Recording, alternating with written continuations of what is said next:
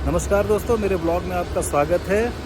और मेरे पीछे आप देख रहे हैं ये एक टनल का पोर्टल है।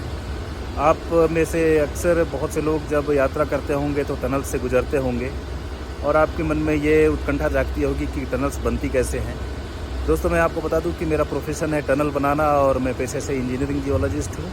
और इंजीनियरिंग जियोलॉजिस्ट जो हैं वो सिविल इंजीनियर्स और बाकी तमाम कंस्ट्रक्शन स्टाफ के साथ मिलकर टनल बनाते हैं और इनका बहुत इम्पोर्टेंट रोल होता है, क्योंकि टनलें चट्टानों में बनती हैं और जियोलॉजिस्ट जो हैं वो चट्टानों को पहचान कर और चट्टानों को भांप कर उसके हिसाब से टनल बनाने की जो प्रक्रिया होती है उसमें अपना योगदान देते हैं। और इस ब्लॉग में मैं आपको बहुत कुछ टेक्निकल नहीं बताऊंगा, बल्कि एक सामान्य भाषा में बताऊंगा कि टनलें बनती कैसे हैं।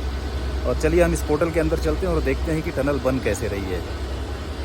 मेरे ब्लॉग में आपका स्वागत है दोस्तों, और इस ब्लॉग को आप सब्सक्राइब और लाइक ज़रूर करते रहें ताकि मेरा उत्साह बढ़ता रहे और मैं ऐसे ही अच्छी वीडियो आपके लिए लेकर आता रहूँ।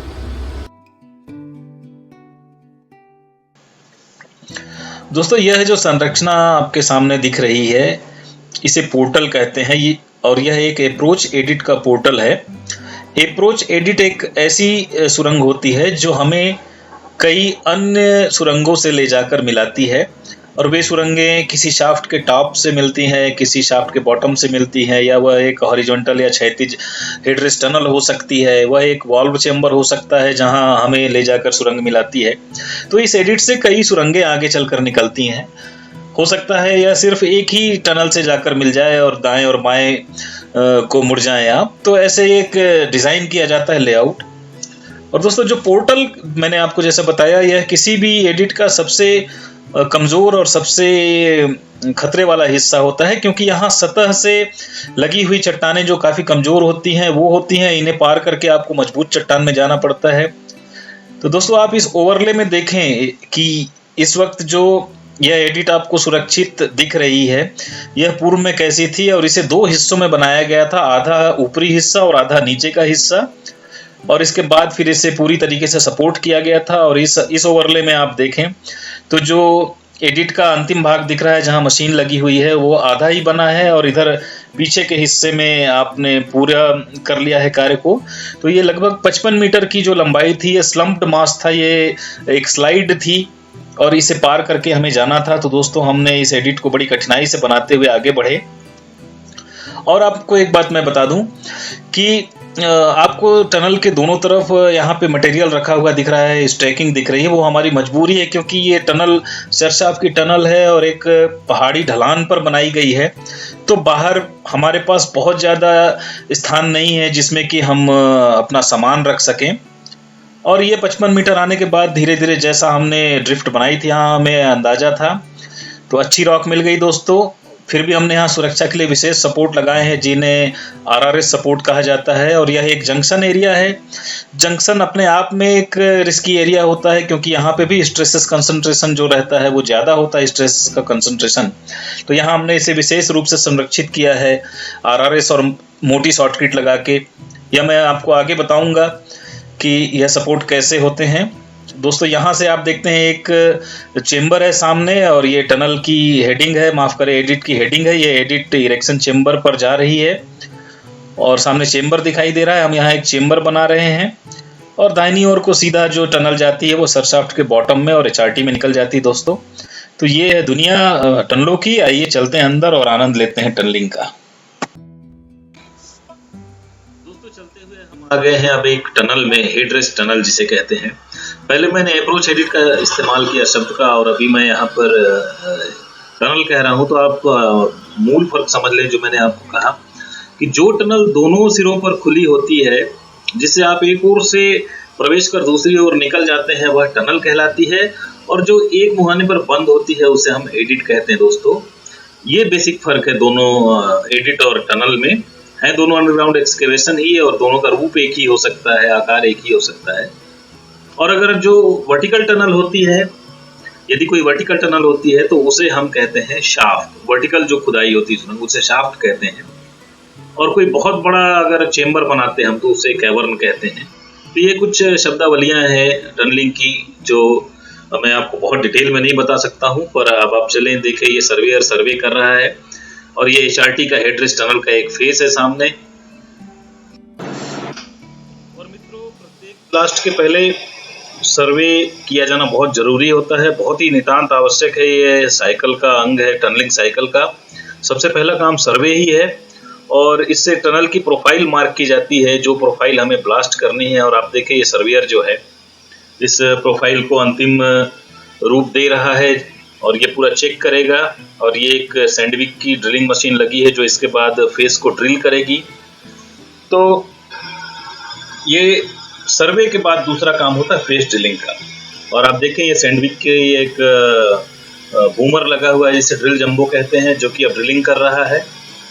और आप देखें ये पहाड़ में एक जो हमने सुरंग बनाई है उसके फेस पर ये एक बिल्कुल निर्धारित पैटर्न पर छिद्र करता है ब्लास्टिंग के लिए, जो कि 2.5 से 3 मीटर तक या 3.5 मीटर तक होते हैं। और औसतन ये फेस की चौड़ाई का 40 से 50% तक होते हैं इन ब्लास्टिंग के लिए की जाने वाली ड्रिलिंग की जो डेप्थ होती है। और फिर इनमें एक्सप्लोसिव लोड किया जाता है। तो दोस्तों ये ड्रिलिंग का कार्य इस समय चल रहा है और हमारे जो ड्रिलर हैं वो ड्रिल कर रहे हैं। आपके सामने ये जो बड़ी मशीन है ये सैंडविक कंपनी का टैमरॉक ट्विन बूम जंबो है और 2 ही कंपनियां हैं दोस्तों जो ये मशीनें बनाती हैं, एक एटलस कोपको और दूसरी सैंडविक जिसका ब्रांड नेम टैमरॉक है। और इस बीच आप इस मशीन को देखें, यह एक टोटल स्टेशन मशीन है जो प्रिसीजन सर्वे के काम आती है और ये मिलीमीटर से भी कम की त्रुटि आती है इसमें। और ये बहुत ही उपयोगी मशीन है। पुरातन जितनी भी मशीनें थी सबको एलिडेड और डंपी लेवल इत्यादि को सबको इसने रिप्लेस कर दिया है। और आप देखें ड्रिलिंग हो रही है, होल एंगल पे किया जा रहा है जो ड्रिल होल है, जिसे वेज कट कहा जाता है। तो इसमें कई प्रकार के कट होते हैं जो बहुत गूढ़ विषय है, मैं आपको नहीं बता सकता। और ये आप इसमें देखें 2 बूम एक साथ ड्रिलिंग कर रहे हैं। तो 1 बूम, 2 बूम और 3 बूम वाले जो वो भी आते हैं। और इसमें एक बकेट लगी हुई है जिससे उपयोग करके आप ऊपर फेस पर जा सकते हैं। कहीं कुछ प्रॉब्लम आई तो रॉड बदलना हुआ कुछ, तो आप ये काम कर सकते हैं। और दोस्तों ये टनल का फेस जैसा मैंने आपको बताया था, ये एक टनल का फेस है, ये चेम्बर का फेस है। आप इसके करीब चलते हैं हम।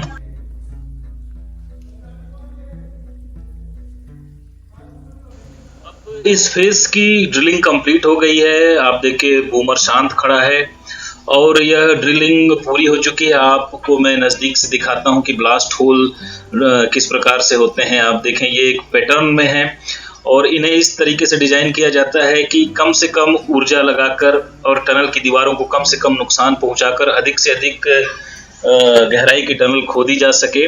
और इसके लिए ब्लास्टर का और ब्लास्टिंग इंजीनियर का बहुत महत्व रहता है।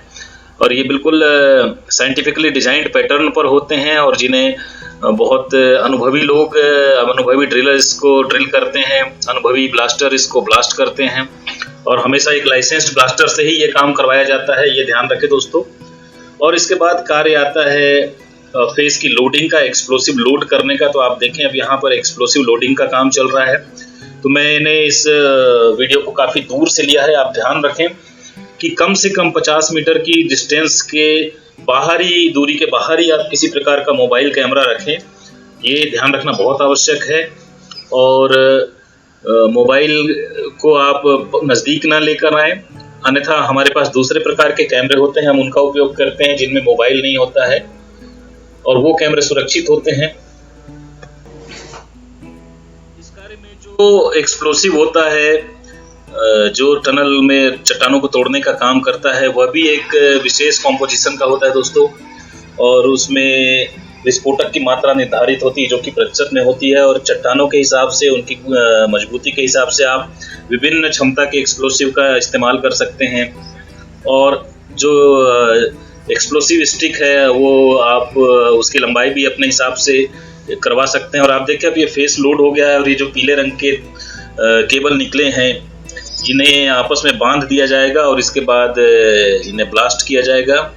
तो इस प्रकार से दोस्तों एक टनल की ब्लास्टिंग होती है। यह ब्लास्टर की जिम्मेदारी होती है कि वह सुनिश्चित करे कि प्रभावित क्षेत्र में कोई भी व्यक्ति नहीं रह गया है और ऐसा सुनिश्चित करने के बाद ही वह ब्लास्ट का बटन दबाता है।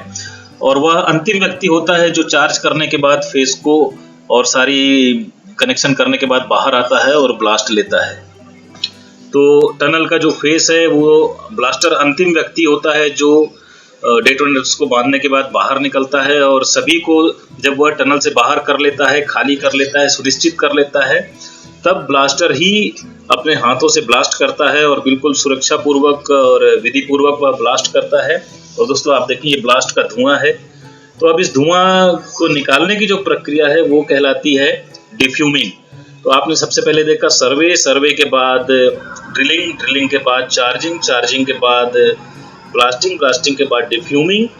और ये जो मशीन आप देख रहे हैं उपकरण, यह एक ब्लोवर है जो फोर्स वेंटिलेशन का काम करता है, जो दबाव से हवा को टनल के अंदर भेजा जाता है। और इस ब्लोवर का जो निर्धारण है, इसकी क्षमता का निर्धारण वह टनल की आवश्यकता अनुसार किया जाता है, पूरी कैलकुलेशन के आधार पर कि कितने क्यूबिक फीट हवा की आवश्यकता है प्रति सेकेंड, और उस हिसाब से ये ब्लोवर का डिज़ाइन किया जाता है। और ये बिल्कुल वेल डिज़ाइन ब्लोवर्स होते हैं दोस्तों।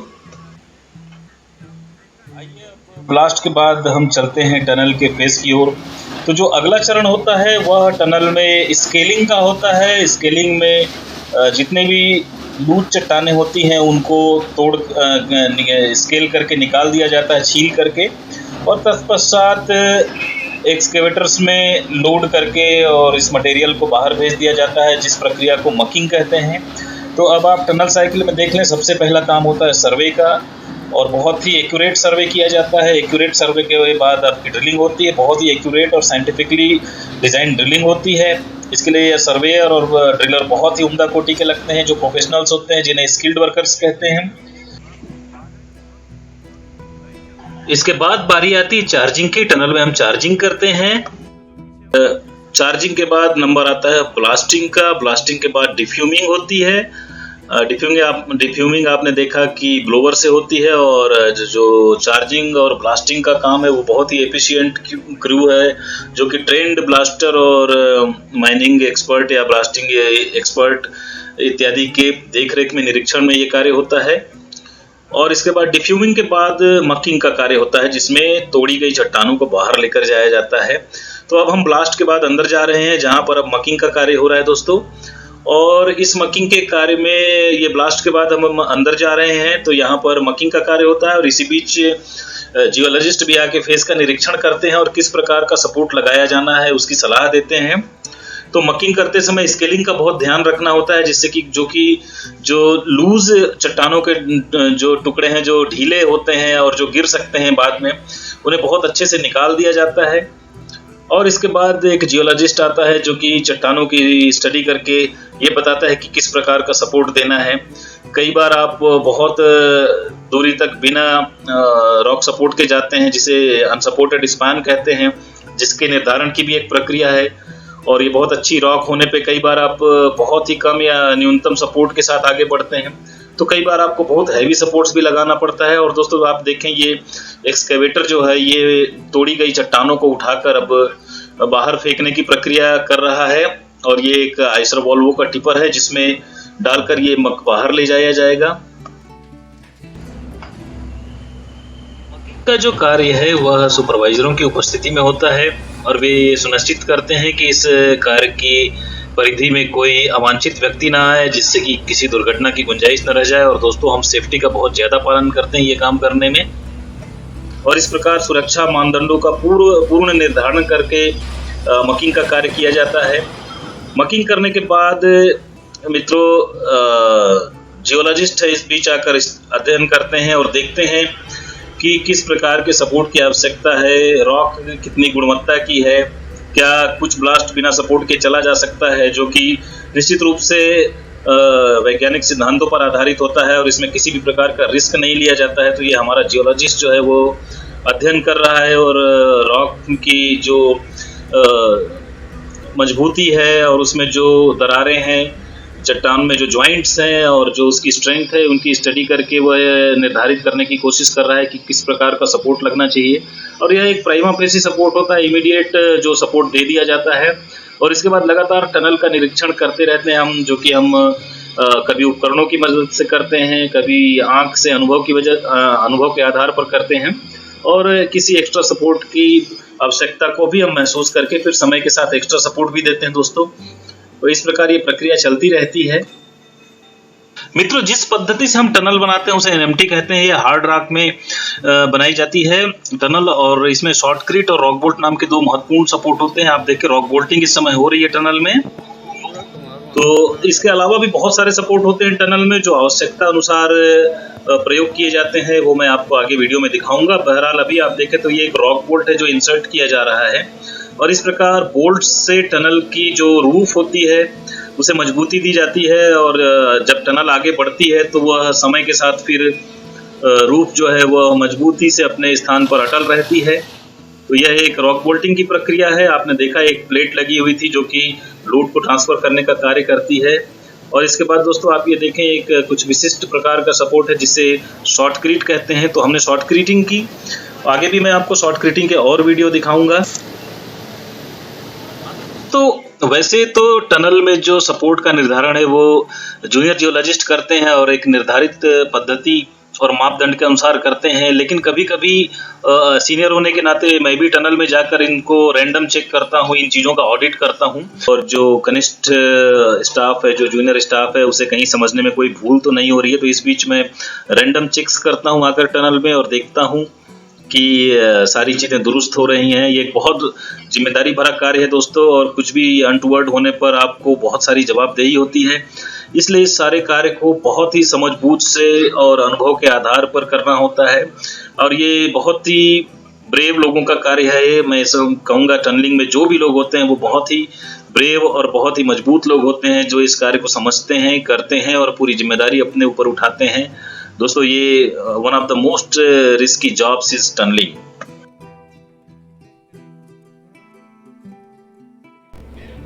दोस्तों हमेशा हल्के सपोर्ट से काम नहीं चलता और कभी कभी हमें टनल में एक्सट्रीम सपोर्ट लगाने पड़ते हैं। जैसे आप यहाँ देखें ये लोहे की रिब्स हैं और इन्हें स्प्रे की हुई कंक्रीट से पूरी तरीके से ढक दिया गया है। तो ये एक एक्सट्रीम सपोर्ट है और ये बहुत हैवी लोड के लिए लगाया जाता है। तो इस प्रकार के एक्सट्रीम सपोर्ट्स की आवश्यकता कम पड़ती है दोस्तों। जैसे ये स्टील रिब की लैगिंग के साथ लगी हुई थी और पीछे हमने स्टील रिब्स को शॉर्टक्रीट के साथ लगाया था। आप देखें टनल में कैसी भीषण परिस्थितियाँ आती हैं, और इन सबको वीरता के साथ, धैर्य के साथ, बहादुरी के साथ सामना करके ही टनल का निर्माण होता है। तो अब आप देखें ये विस्तार से ये शॉर्टक्रीट मशीन है जो स्टील रिब्स, जो स्टील के बड़े बड़े सेट होते हैं, उनको लगाकर और उनके ऊपर शॉर्टक्रीट की जा रही है। तो इस प्रकार कई बार हमें एक्सट्रीम सपोर्ट्स का भी प्रयोग करना पड़ता है जो कि औसतन कम होता है, और अगर आप 100% माने तो उसमें 5 से 10% तक इस प्रकार के एक्सट्रीम सपोर्ट होते हैं दोस्तों। तो आपने देखा कि टनल किस प्रकार बनती है, और इसके बाद यहाँ पर साइकिल पूर्ण हो जाता है टनल का, मतलब सर्वे, इसके बाद drilling, charging, blasting, defuming, rock support, और उसके बाद फिर सर्वे का नंबर आ जाता है। तो इस प्रकार से टनल का एक पूरा साइकिल मैंने आपको दिखाया। और दोस्तों जब ये टनलें बनकर कंप्लीट होती है तो अत्यंत उत्साह की स्थिति निर्मित होती है और हम सभी उत्साह में डूब जाते हैं। पर ये बहुत कठिन कार्य है, बहुत भीषण परिस्थितियां आती हैं। इन सब के बीच में टनल बनाना निश्चित रूप से बहादुरों का काम है, और उन लोगों का जो टनलिंग के काम को अच्छी तरीके से समझते हैं वही इसमें इन्वॉल्व होते हैं। दोस्तों हम इस काम में सुरक्षा का पूर्ण ध्यान रखते हैं, और दोस्तों हम सुरक्षा मानदंडों का पूर्ण रूप से पालन करते हैं, और ये निश्चित रूप से एक बहुत रोमांचक कार्य है। ये टनलिंग जो है एक लाइफ स्टाइल है, और इसमें इस काम में वही लोग आते हैं जिनके लिए एक पैशन है। ये कमाई से ज़्यादा, प्रोफेशन से ज़्यादा ये पैशन होता है, और जिस लोग अपनी आत्मा से इन्वॉल्व हो जाते हैं, उससे जुड़ जाते हैं और टनलिंग में लीन हो जाते हैं। और दोस्तों आप देखें अब टनल को अंतिम रूप दिया जाता है जिससे कि ये हाइड्रो पावर प्रोजेक्ट के जल को, डाइवर्टेड वाटर को पावर हाउस तक ले जा सके। तो ये फॉर्म वर्क आप देख रहे हैं जिसे गैंट्री फॉर्म वर्क कहा जाता है। इसके चारों तरफ कंक्रीट भरी जाती है, और ये एक विशिष्ट गुणवत्ता की और स्ट्रेंथ की कंक्रीट होती है जो सभी प्रकार के दबावों को झेलती है। और इसके बाद ये अगले 40 और उसके बाद 100 वर्षों तक ये प्रोजेक्ट कार्य करते रहते हैं, और इनसे जल प्रवाह होता रहता है टनलों से। ये हाइड्रो पावर टनल है दोस्तों। कभी कभी ये जो गैंट्री है ये एक 48 मीटर लंबी गैंट्री है जो एक साथ 48 मीटर लंबाई की टनल को कंक्रीट कर देती है, और कंक्रीटिंग होने के बाद जो टनल का अंतिम रूप होता है वो इस तरीके का होता है। आपको देख के लगेगा ही नहीं जैसे किसी ट्यूब के अंदर आप खड़े हों, बड़े से पाइप के अंदर। आपने पहले चट्टानें देखी टूटी हुई, और अब ये स्वरूप दिखता है। इसके पश्चात दोस्तों ये जो गैंट्री है फॉर्मवर्क की, ये पूरा कंप्लीट इन्वर्ट और ओवर्ट मतलब टनल की पूरी गोलाई में कंक्रीट करती है। पर कभी कभी ऐसी भी गैंट्रियाँ होती हैं जो कि पूरी गोलाई में कंक्रीट नहीं करती हैं, तो टनल का स्वरूप कुछ इस प्रकार बनकर आता है। और इसको फिर एक मैनुअली इसको कंक्रीट करके इसका जो फर्श है जिसे इन्वर्ट कहते हैं, जो नीचे का हिस्सा है उसे करना पड़ता है एक टेम्पलेट की सहायता से। तो आप आगे आने वाले चित्र में देखेंगे कि एक टेम्पलेट की सहायता से इस टनल को अंतिम रूप दिया जाता है। आप देखिए कितनी सुंदर बन जाती है, चारों तरफ उबड़ खाबड़ जो पथरीली सतह है वो एक ट्यूब में कन्वर्ट हो जाती है। और देखिए दोस्तों, ये एक टेम्पलेट के माध्यम से यहाँ पर इन्वर्ट में कंक्रीट किया गया है। तो एक डिज़ाइन टेम्पलेट होती है और ये मैनुअली किया जाता है। पर आजकल अब आधुनिक गैंट्रीज जो होती हैं वो टनल के चारों तरफ पूरी गोलाई में करती हैं, जिससे कि काम बहुत फास्ट हो सके। और बहुत लंबाई में पहले 12 मीटर की गैंट्री होती थी, अब धीरे धीरे 36 मीटर 48 मीटर की भी गैंट्रीज चलने लगी हैं। तो दोस्तों, ये आपने देखा मेगा स्ट्रक्चर कैसे बनते हैं, आधुनिक प्रोजेक्ट कैसे बनते हैं, और हम सब इसमें भागीदार होकर राष्ट्र निर्माण के सहयोगी बनते हैं। दोस्तों, मेरा चैनल आपको अच्छा लगा तो ज़रूर सब्सक्राइब करें और सपोर्ट करें। थैंक यू, नमस्कार, बाय बाय।